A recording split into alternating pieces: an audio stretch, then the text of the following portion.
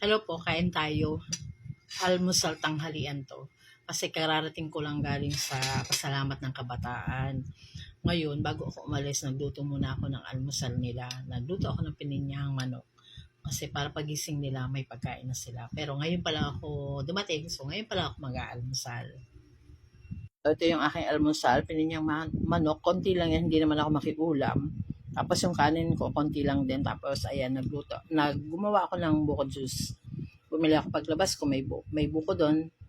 Para yung iba gagawin ko namang salad mamaya. Buko pandan. Ayan o.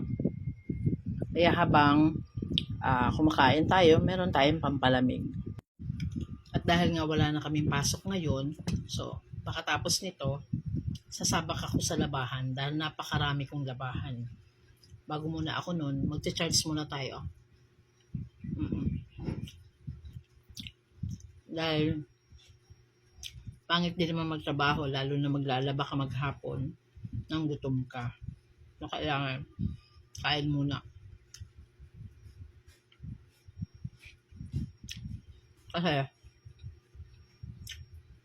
bukas magtitinda naman ako. Kahit wala tayong trabaho sa pinapasukan natin. Pero yung trabaho sa bahay, hindi na uubos.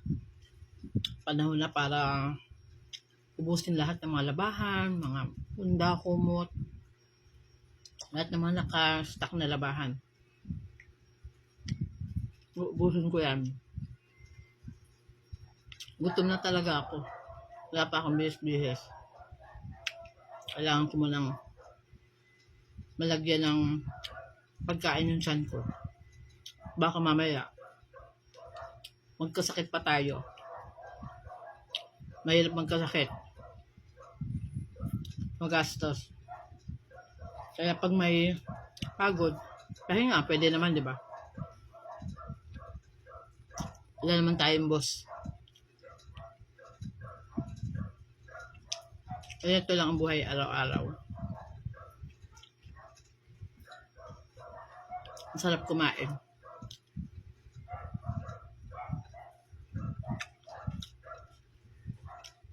Pwede naman sanang bumili sa labas, pero ito yung paraan para makatipid tayo. Mas nakakatipid kasi pag niluluto ka ng sarili mo ulam kaysa bibili ka sa labas. Minsan hindi mo pa magugustuhan yung lasa. Minsan may lasa pa yung karne, ganyan. Kung sarili mong luto, alam mo na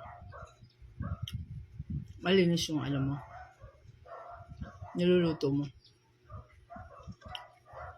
Magkano lang naman ang manok ngayon? Mura lang naman. Tapos yung 13 month ko, may 13 month ako kahapon. Alam mo, sakto lang pambayad ng bahay. Dahil kalahating taon lang naman yun, mid-year. Kaya tapos matagal kaming walang pasok. January pa ang balik namin. So anong gagawin? Tipid-tipid muna. Gulay-gulay muna. Mga budget meal. Para hindi tayo mabaon sa utang. Kung ano yung meron, pagkasahin na lang natin. Kaya naman mag-budget, diba? Sige lang. Amaya, pakatapos ko nitong kumain, maglalaban na ako. Bye-bye.